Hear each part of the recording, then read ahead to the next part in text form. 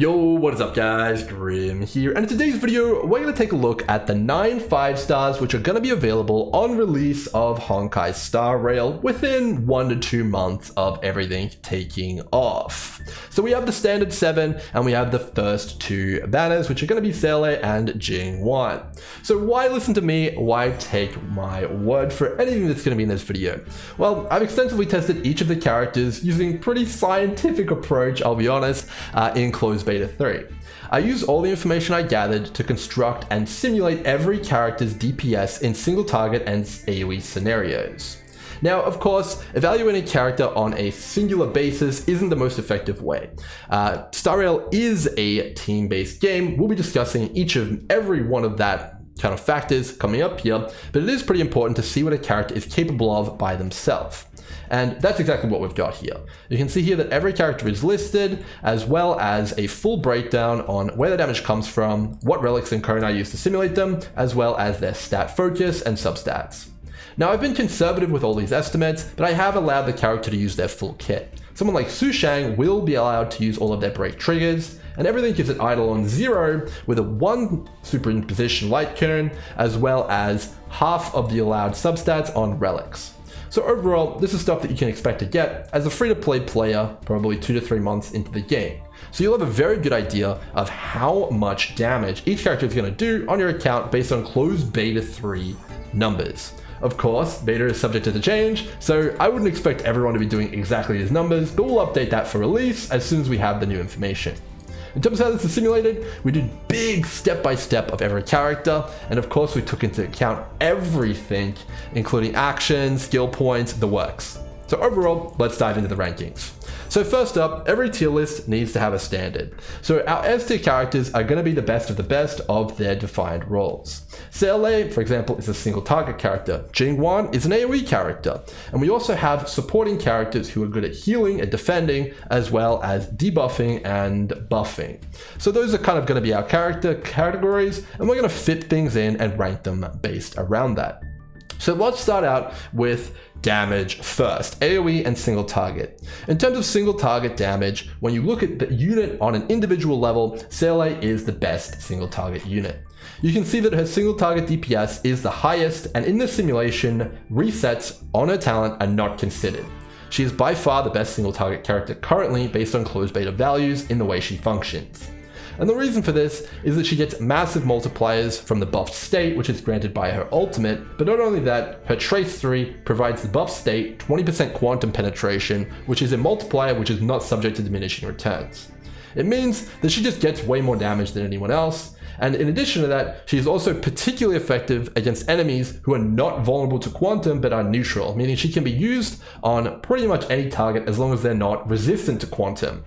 Overall, that means she's going to be an excellent late game carry and single target option, making her a pretty good option in terms of picking her up. Now, of course, Selle isn't without flaws though.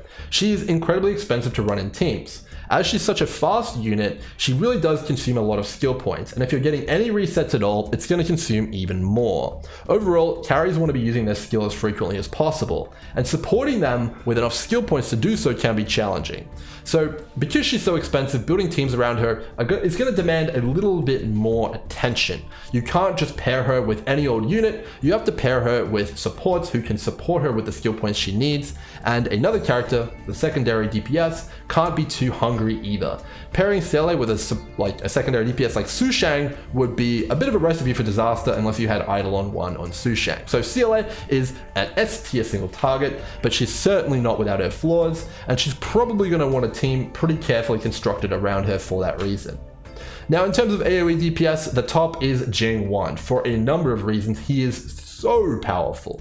So Jing Yuan is the best AoE DPS. If you're talking standard simulations, he does do the most damage. In addition to that, Jing Yuan is not a fast carry. He is quite slow, meaning he's not got a high skill point consumption despite his incredibly high damage. This is a massive point in his favor and means that you can support him more easily with supports like Ting Yan, who it really depends on how fast your carry is for how effective she is. So overall, Jing Yuan is pretty much assumed to be the best DPS character in the game right now, because not only is he king of AoE, he's also a king of single target despite being an erudition character. Now what makes him really powerful, similar to Selle, is he has some pretty unique multipliers. So Jing Yuan doesn't really get that much additional increased damage or increased attack from his kit. Now this is actually a point in his favor, because he doesn't suffer from diminishing returns when buffed by characters like Bronya or Jing Yuan, or from his gear.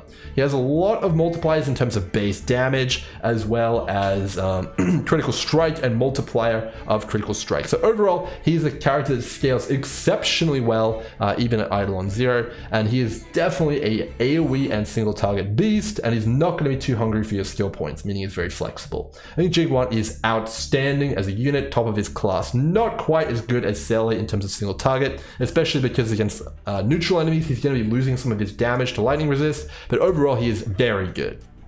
Alright, let's continue with our little DPS ranking here. We are going to grab Yanqing and Himeko next, and we're going to talk about them together because they are the two other DPS characters who are clean-cut DPS characters. So overall, Yanqing is, in my opinion, either an A tier unit. He's definitely worse than Selle, without a doubt. And the reason I can say that is because he does less damage than Selle, but Selle has penetration as well as resets, and Yanqing is actually conditional. And what I mean by conditional is that most of his damage is derived from his passive Empathic Blade. Now without Empathic Blade, he actually is not able to get maximum value out of his ultimate. He's also losing a ton of crit and crit multi, but he's also not able to enable his companion, his bladed companion, which is the source of a lot of his energy regeneration as well as his freeze. So in the event that Yanqing is hit, he is going to lose a substantial amount of his kit, and that can happen quite frequently in early game, mid game, and end game, because enemies, mainly bosses, have an exceptionally large amount of AoE attacks. Now, the reason he's an A tier instead of anywhere near Selle is because you're going to need to bring shields for him. Now, Yanqing is not going to be considered hit when he is shielded, so he is quite reliant on his team for that. So he's going to be best friends with someone like Gepard, Trailblazer Fire, or March 7th. Without them, he's going to be struggling a lot against any sort of an enemy which has any AoE attack. It's very, very difficult to use him without shields, and he really is a little bit lackluster. So if he's able to pop off though, and he's got all of his buffs up permanently, he is a competitive choice in terms of damage. So if you can build that team around him and support him effectively, he is going to be a pretty good pick, but he's definitely not as easy to use and effective as Selle. In the end game, it's also worth noting that Yanqing is actually pretty hard to gear up, just because he gets so many of his stats and critical strike rating from his bonuses and ultimate. It makes gearing him and getting subsets a little bit awkward. You don't want to overcap his crit too much, and that leads to some issues in terms of setting up his planar sphere sets, and that can be a bit challenging. Early game, he is a pretty good pick though, as a lot of those stats are now in his favor, as he is able to get free critical strike from that ultimate, from that ability, from that talent, and it is pretty good. Yanqing though, step below Selle in terms of damage. Himeko. Himeko is an interesting unit, very, very stylish. I love the design, but she is definitely not an exceptionally powerful unit. You could put her in either A or B, depending on how you feel about her, but let's go into a little bit of her in terms of her potential. So in terms of her numbers right now on closed beta 3, she's unfortunately a little bit on the low side, being roughly the same DPS contribution as Serval and quite a step below Jing Yuan. Now that's actually pretty impressive how much damage she does in terms of AoE. Keep in mind this is on 3 targets. But when we get to single target, we see a big flaw in this character. They are quite weak in single target, and that's really where a lot of wear damage counts. Being able to shred through bosses, shred through those singular targets is exceptionally important, and Himeko does not bring the pain when it comes to that compared to someone like Jing Yuan, who's good at AoE and when he's good at single target. So overall, it's a point against her. However, a point in her favor is that she is a fire character. And fire characters are pretty in demand in the early game. There's a lot of enemies who are vulnerable to fire. And in addition to that, fire is also one of the best breaking types, as it does have a large amount of damage on its break effect. And early game, in the first 1 to 2 months, breaking is going to be where it's all about. and Himeko is designed around breaking. So she is a reasonable unit to get early. It's only later on that her power starts to fall off and she won't be as effective in terms of her damage. But early on, she can be a pretty nice unit in addition to your team, and especially so because her AoE abilities will allow you to break fire in an AoE capacity.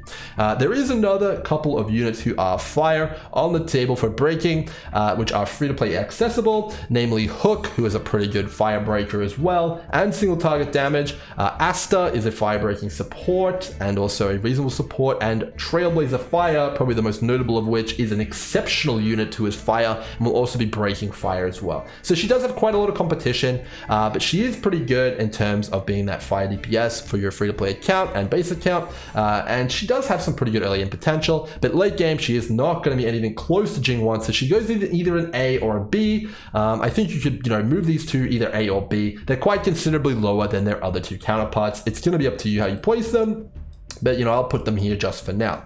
All right, lastly we have Clara. So Clara is probably, in my opinion, an A tier unit, but she's a speculative A tier unit. Now Clara is a pretty okay pickup as your base 5-star. She does have a lot of potential and she is a pretty effective unit in terms of clearing the simulated universe as well as the campaign, but she has a very unique playstyle. Her damage is entirely dictated based on how much she's hit. If she's not hit, her damage is going to fall off a cliff, but if she's hit a lot, well, her damage is going to skyrocket. If you actually take a look at the simulations we've done here, in AoE scenarios, she's actually the most powerful DPS in the game, if every single enemy were to hit her. Now, that's a pretty big condition though. So, overall, if enemies aren't hitting her, she's not doing a lot. If enemies are hitting her, she is going through the roof. She's going to be providing exceptional damage, and overall, that is going to be her gimmick. Now, if we take a look in terms of what is available to allow that to happen, currently in the game, there is no light cone for the destruction, which increases threat. There is also no relic set, which increases threat. And overall, the only thing that Clara really has as tools to increase that is her own ultimate, which is pretty hard to access without, first getting hit or some turns passing, or March 7th shield. Now, there's a stat in the game called taunt value, and this is essentially how likely it is for an enemy to attack you. Clara, being of the destruction, has a taunt value of 125. Now, March 7th has a taunt value of 150. So without anything else into account, if you had both March and Clara on the field, March is more likely to be attacked than Clara. Now, obviously when you introduce the ultimate of Clara as well as March's shield, Clara goes up in, sort of like taunting a little bit, but overall, March is still a very likely target. So March is, while a pretty good partner for Clara, not an exceptional partner. I think Clara overall is going to have exceptional value in later patches. If they ever introduce a relic set or light cone, which increases threat, she has massive potential. Or another unit with a low taunt value, which also further multiplies threat. Now, overall, Clara is probably a pretty safe thing to pick up. She's pretty good. She's not great at the Forgotten Hall, but if you really like the design of this character, I wouldn't be too scared to pick her up. She's definitely not a bad unit, and she has very high potential for the future. All right, next up, we are finished with DPS. So let's move on to sustain supports. So these are going to be either your healers or going to be played in a supporting role. So the first one we have to talk about is Bailu. Bailu is numerically and mechanically the best sustaining character in the game by far. It's not even close. Numerically, she heals the most, and mechanically she heals the most effectively.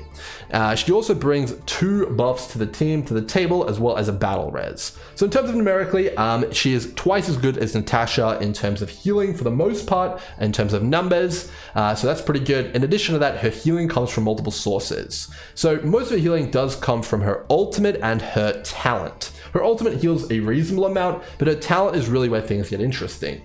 The invigoration buff she applies to everyone upon ultimating is going to heal you after you are hit. Now, this is essentially going to be preventing overhealing for the most part. So you get hit, then you heal back, and that happens 3 times. So overall, when you compare Bailu to Natasha, Natasha is likely to overheal when she does her big ultimate, but Bailu, because her ultimate is split up into 4 separate heals, is unlikely to overheal as much. So Bailu mechanically very powerful. She also provides 10% more life to all allies for the most part, as well as a 10% damage reduction for the most part. You're going to have invigoration up most of the time. So an exceptional unit, S tier, in my opinion.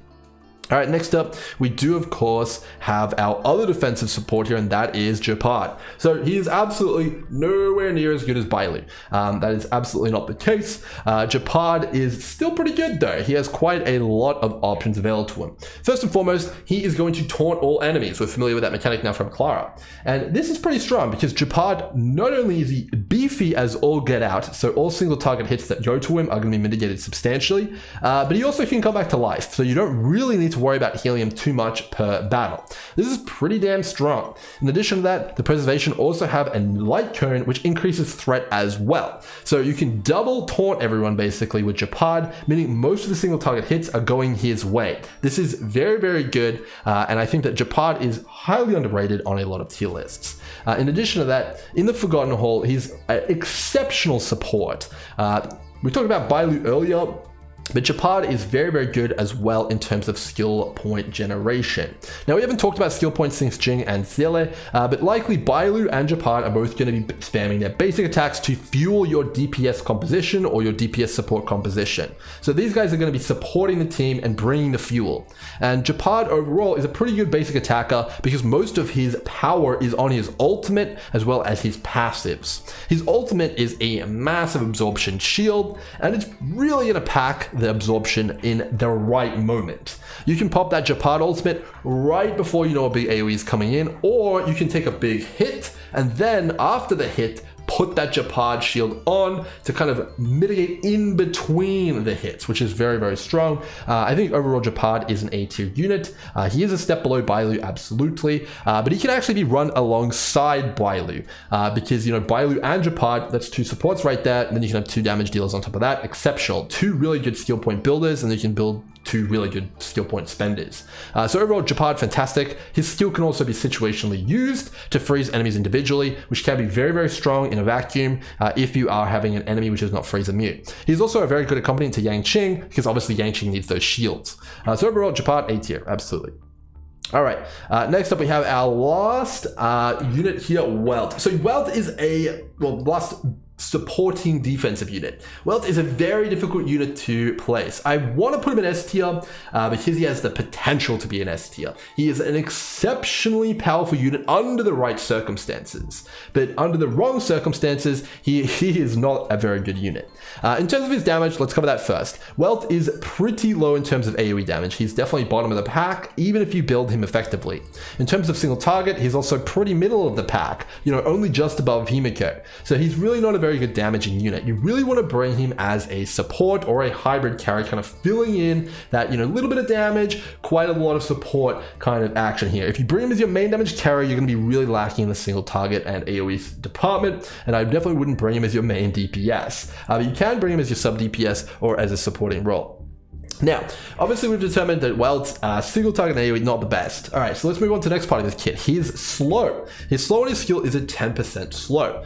This is definitely good, but it's not exceptional because we already have slows which are 4-star, like Dang Hang, which is actually higher than Welt. Now, obviously slows stack in this game and they become more powerful the more of them you stack. And we'll talk about that when we get to his ultimate. But overall, 10%, I'm not losing my mind here. So, you know, so far, he's not a crazy unit. Next up, we have to talk about his typing, Imaginary.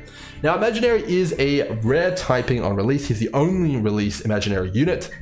However, breaking with Imaginary is not that powerful in the early game. Maybe in the late game it starts to take off, but in the early game, Imaginary breaks are pretty quite bad. And the reason for that is they do no damage, and the thing you really need in the early game is damage from breaks. You literally build your characters around breaking for damage. You know, like fire, lightning, physical. You really want to break for those break types for the damage, and Welt doesn't fit into that category. So while he can take toughness away from the enemy, he's not going to be doing the breaking himself. So I don't think his typing is that insanely relevant in terms of evaluating him. I will give him a few points for that, but he's not going to be breaking anyone in terms of the break bar. You know, overall, this is not a major value in terms of selling him, for me at least. Now let's move on to his ultimate. This is really going to bring him home here. His ultimate is where he's at. Now, overall, the ultimate is going to imprison enemies. Now, what does this mean? Well, it's a status effect. It's essentially the same status effect as breaking an enemy with Imaginary. Now, some enemies are immune to imprisonment. So already already Welt can't come to those fights because his damage isn't great, his slow is okay, but if he can't use that ultimate to bring home the bacon, well, you know, okay, we're not looking too good for Welt on that kind of a fight. So Welt is going to be sitting out fights where he can't imprison the enemy. So that's already a point against him. He can't be S tier. All right, so let's take a look and see a little bit more about Welt though. Let's understand his ultimate a little bit deeper. So Welt's ultimate is essentially every time it hits an enemy going to essentially take away half of one of their turns in a fight. If an enemy was going to get 10 turns in a fight, he'll take away half a turn per ultimate. That's the way that mechanic works. So let's take an enemy in a fight over the course of a fight which has 2 moves, and Welt gets to ultimate them twice. Well, you would be taking away 1 full turn over that enemy. Now that is crazy good. That is really, really powerful. It's halving that enemy's turns overall. That's exceptional. And he would be S tier in that case. But in a fight against an enemy where they have 10 moves in a fight, well, taking away 1 turn from an enemy that has 10 moves, well, that's not very good, and he would be a B tier. So you can see here's the problem. Welt is either a B tier unit because the enemy is immune to imaginary, or they're exceptionally fast where his ultimate doesn't really feel that impactful, or he's an S tier unit because the enemy is so slow that his ultimate is literally halving their damage and effects. And in some cases you can perpetuate the delay so much that they never get to have a turn. So he's definitely a crazy unit. He could be insanely good or he could be insanely mediocre. So Welt, my boy, he doesn't know where he wants to go, which is a little bit challenging to kind of place him, but it really is going to come down to the enemies in the game. There is one more factor about Welt though, and that is that his debuff from his ultimate, the delay, is actually going to extend debuffs on the target. So if you have a support like Pella, well, she is going to apply a defense down on the enemy for 2 turns. If you can extend those 2 turns so that they either never come or they come a lot slower, you're going to get a lot more value from that Pella ultimate, and that is quite good, especially when you consider you know, crazy effects which might come down the line which really increase the amount of damage that the monster takes, or massive proc effects. You know, anything can happen, and extending debuffs is a very powerful effect. Now, a point against Welt though is that there are already units announced which actually have this effect as well. The delay, the slow, there is a unit called Silver Wolf that has already been announced. We've seen her abilities, which basically does what Welt does better, granted on a single target, but better. Now, this does introduce one more point though, and that is that Silver Wolf and Welt can be played side by side. You could have a team of damage dealer, Welt as the hybrid carry, a healer, and Silver Wolf as the support, and both of their slows would stack, extending the turn duration, getting it closer to that 2-turn scenario I talked about, and then you can hit them with the delay from Welt and the delay from Silver Wolf, and this combination is why he stays in S tier, because Welt does have the potential to combine with other units to really get exceptionally powerful. But keep in mind, if you pull him on release, it's very likely he's going to be a B tier unit on a lot of fights, because they're going to be too fast to have that impact from Welt. But if you engineer the perfect team, or you bring him against the perfect enemy, he's going to be an S, but he could also be a B. So just keep that in mind. He's a SB, S/B. You know, that's where I'm putting Welt. Anyway, we'll leave him in S because he has got some pretty big potential, but you know, he's kind of like Clara. It really depends, you know, like what can we get in the future? What are we going to see? We need to see that in the future. Anyway, all right, last but certainly not least, we have our only damaging support here, and that is Bronya. So far we've got 1, 2, 3, 4, 5 damaging units, and we have 1, 2, 3 defensive supports. We have 1 offensive support in the 5-star category here. So it's kind of hard to place that already. Because of Bronya. I'll put Welt down here for now because I think he's probably going to be B tier for most people, but we understand his power. Bronya, in my opinion, is going to be an S. So Bronya is far more powerful, as we've seen from some team compositions coming out from China, than a lot of players are realizing. And that is because while she is actually more restrictive than many people think, she is actually more powerful than many people think. So we need to unpack her kit a little bit. So Bronya's skill is obviously exceptionally strong, but using that on a carry like Selle is not going to work. And the reason for that is that Bronya's skill costs a skill point, and it's going to give your carry an extra turn. So if your carry goes, that's 1 skill point. Bronya uses her turn to give the carry another move, that's 2 skill points, and then that carry goes again, that's 3 skill points consumed. And then if both Bronya and Selle are fast, well, now you're going to be outpacing the amount of skill points you can generate for both of them and losing a lot of potential damage. So Bronya really is best friends with slower units like Jing Yuan. She's going to be able to support those slower carries, and she really wants to support someone who's not skill point hungry so she can take advantage of her skill. And there is a unit already in the game, Arlin, who requires no skill points. And supporting Arlin with Bronya suddenly solves most of her issues. And this is the team which is very, very popular over in China right now. There is Arlin as the main carry, Bronya as the hybrid support, a healer, and then Ting Yan as the primary support. So overall, Bronya is pretty interesting, but she's very, very particular in how you have to build around her if you want to get the most out of it. Now, in addition to that, Bronya can also be played as a pure support where she doesn't use her skill at all, and she's still probably the best support just doing that, as she generates more skill points than any other support due to her advancing her action forward by 30%, and she also has an exceptional ultimate as well as incredible support damage. It's really, really powerful as a pure supporting option as well. So using her skill as a hybrid carry or bringing her as a pure support, generating skill points for the team, she's great at either. But there is a third option, which is why Bronya is a solid S, and if I had another tier, I'd put her in S+. And that is the build where Bronya actually uses her skill on herself. When you use her skill on herself, she moves more than any unit in the game. If you actually do this, she actually can ultimate up to 8 times in 7 turns with the right gear set. And this basically allows her to break enemies because she's attacking them so frequently and deal quite a lot of damage. If you look at the damage rankings, Bronya hybrid DPS, that is this build. And you can see the gear that we have here on her. If you use Eagle of Twilight line, which gives her an advancement every 25% by when that uses the ultimate, as well as generating extra energy with Memories of Past, she can use that ultimate so frequently that she gets massive value from the win set, and she can absolutely turbocharge every team with her ultimate and have 100% uptime, even for the fastest carries like Selle. So she is an absurd support, which I think has so many different ways to play. She's going to be incredibly powerful. If you get into her Eidolon 1 and her Light Cone, she's also going to be able to do all of that while generating skill points for the team. Now, one last point about Bronya is that build I just talked about where she uses the skill on herself is actually equivalent to an Arlin. So Arlin is so powerful because he doesn't require skill points. It requires 0.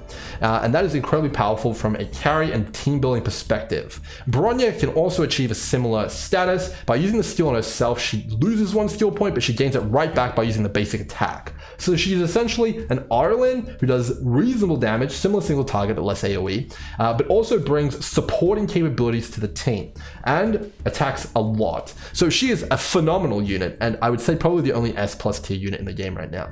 So let's finish things off. This isn't how the tier list should stay. Overall, this is just one slice of the pie, the 5 stars. In order to get a reasonable picture, we need to factor in some 4 stars.